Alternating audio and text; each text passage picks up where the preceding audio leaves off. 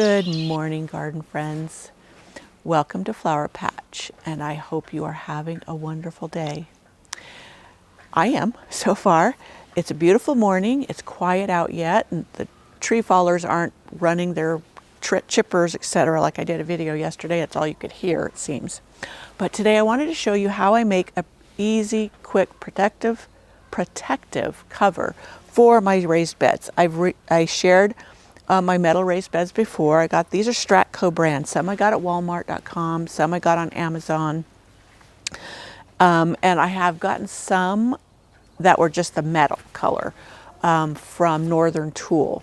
All of these are inexpensively priced compared to others.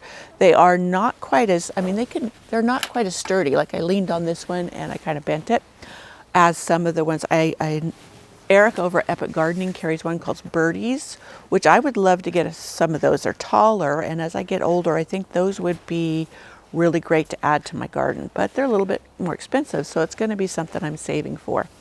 And but I think it'll be worth it in the long run. But anyways, this is what I use. Let me grab it here.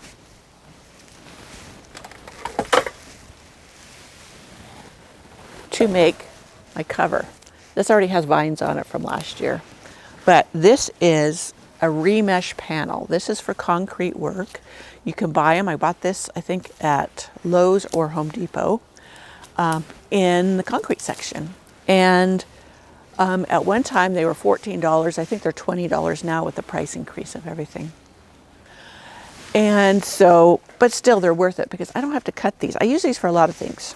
You may have seen them in my plant support video where I use these to create hoops or cages, but they're the perfect size. You see I fit it right inside the garden bed. I'm trying not to step on plants I have here. And then I just bend it over.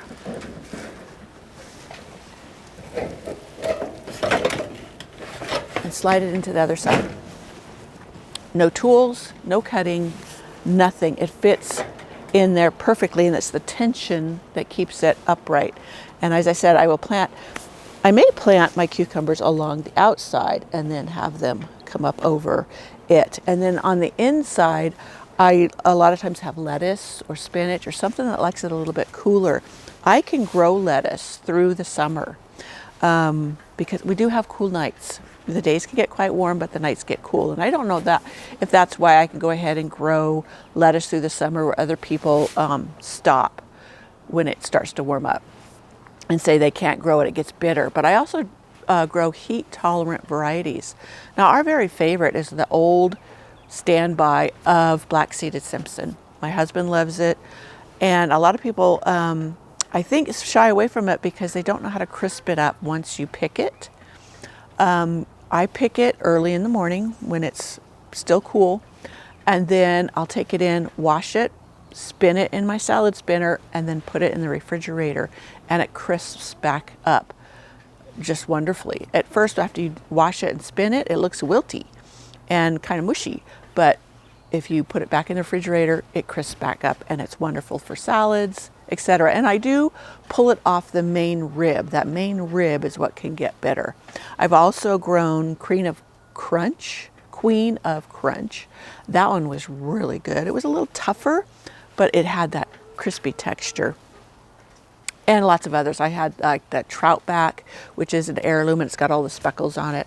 That's the same. All of that has worked well. Botanical Interest, Renee's Garden Seeds, they have what they call heat-tolerant varieties, and if you look those up, you'll know what to get. But I will plant my cucumbers, and later on in the season, once things get going, I'll update you on how this works.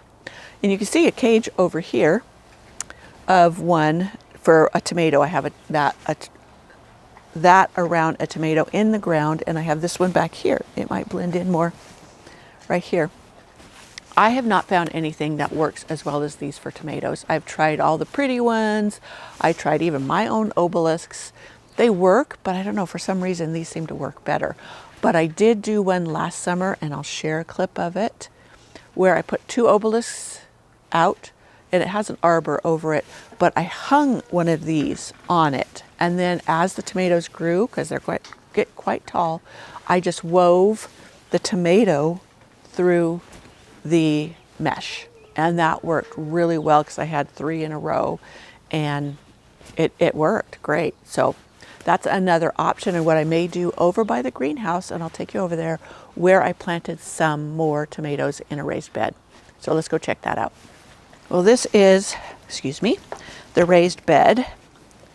And here's the remesh. I was thinking of hanging this on here to do the same, or somehow putting it up with some supports and using it as a trellis for these tomatoes. Let me lay this down if I can.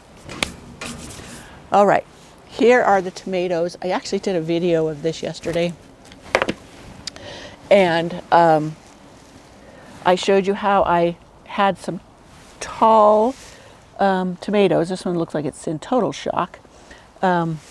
And how I planted them, how I lay them down and plant the part of the stem into the ground. Now this will come back up. See, it's already, it's pliable enough to start to stake up.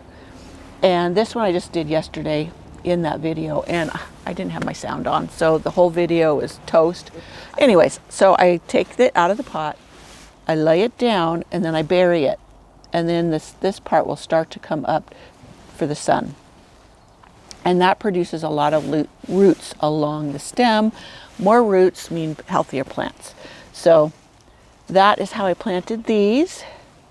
And this one looks really sorry, but oh, it's already got, it has this green growth here. I could even snip this off here and it would just come up from there if I wanted to, but I probably won't do that. I will snip off some of the blooms just because I want it to put down root growth, and then I can get tomatoes from that. Anyways, so there's that. And like I said, I was thinking of putting the mesh up, the remesh, stake it here, and then weave the tomatoes. And that way I don't have a big cage that's sticking out, because in front of the tomatoes, I'm going to plant cut flowers. This is my cut flower garden. The only reason I did tomatoes here is I planted tomatoes over there last year, and you're not supposed to keep planting them in the same spot every year. It encourages disease, wilt, and other things. So I wanted to give it a rest where I usually plant them, but I really don't have anywhere else unless I plant them amongst my flowers throughout the garden, and I may do some that way too. So let me move this panel. And I've got what's growing up here is morning glories, volunteer morning glories. I let them come up in certain areas. There we go. So as I said, I didn't measure for it to be perfectly level. And I am just experimenting here, so let's see how this works. Don't worry, the morning glories will come right back over it. Now, do I want it this level? No, let's see. I'll go up the second level on my remesh panel. There we go. And there we go. And there it hangs. So I already have my tomato growing on a piece of remesh that's stuck in the ground. I will show you that in a moment. We'll walk around there, and I have hyacinth bean vine growing up too here, but it'll all start coming up the remesh. I think it's better than I thought.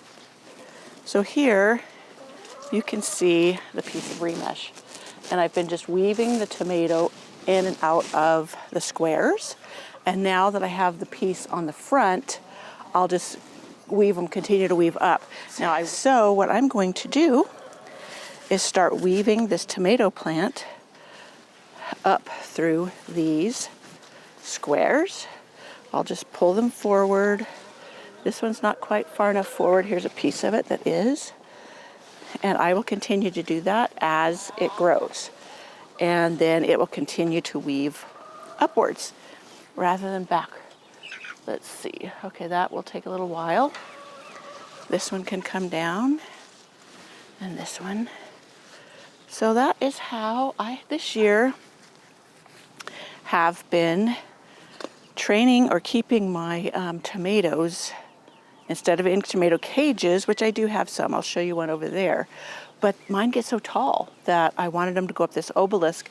I thought I would maybe have taken like wire from the top and then connect it to the lower remesh panel. And then I thought, oh, well, this is probably even better because you have more areas to weave it into. So I hope you enjoyed this video, and you will come back and see how the garden is growing later on. Probably in a couple weeks, I'll give you an update to show you how everything's filling in.